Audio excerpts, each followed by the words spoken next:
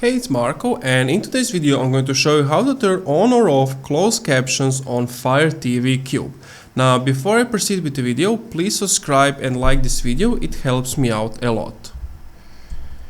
So what you want to do is you need to start playing a video. You need to press the menu button on your Fire TV remote or the Fire TV app. Then you want to select subtitles.